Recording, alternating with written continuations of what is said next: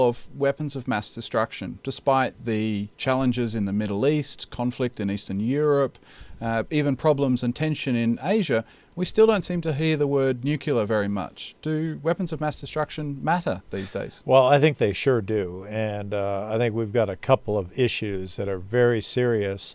And, one of the problems is they are so important.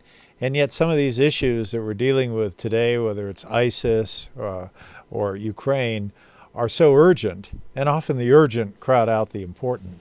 But sooner or later, I think these weapons of mass destruction, these programs that are being pursued vigorously, frankly, by the North Koreans and sadly by the Iranians as well, will have to grab the world's attention. So I think it's a good time to be talking about that, but also be talking about how some of these issues are embedded in broader problems.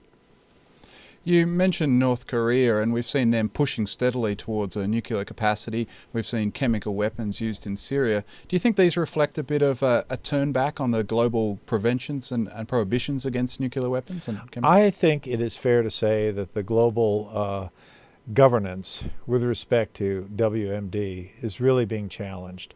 It's being challenged definitely by the North Koreans, who simply don't acknowledge it. In fact, they too have chemical weapons stocks.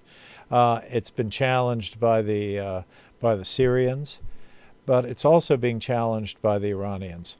And I think all represent serious challenges. And if those challenges are not met, especially with respect to Iran, you could see further spread of these weapons, such that I think the global governance of them really begins to fall apart. One of the fears a lot of people have is terrorist groups getting weapons of mass destruction. Do you see that as an issue when looking at a threat such as ISIS? When you look at something like ISIS, it is quite clear that they would do anything they feel they can get away with. Certainly that was the case of Al-Qaeda. They killed 3,000 people in New York. They would have been happier if it were 30,000, 300,000, 30 million. So you are dealing with organizations that really have no scruples, and therefore the potential that they could get a hold of weapons of mass destruction and have a capacity, whether they get it from the internet or somewhere else, I think is quite worrisome.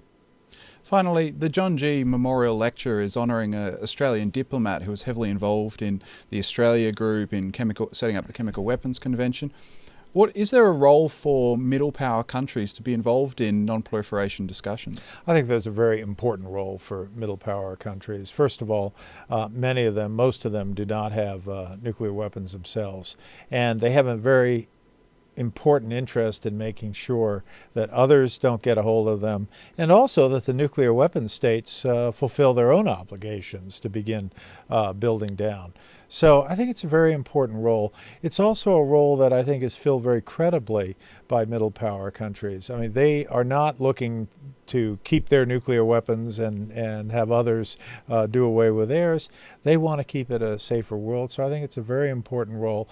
And I think Australia in particular has had an important role looking at issues of materials and purchases that are consistent with nuclear weapons proposals, these nuclear weapons programs, these types of things. And I think the legacy of John Gee is an extremely positive one, not only to his family, to himself, and to Australia, but also to the world. So, well, thank you very much. Thank you.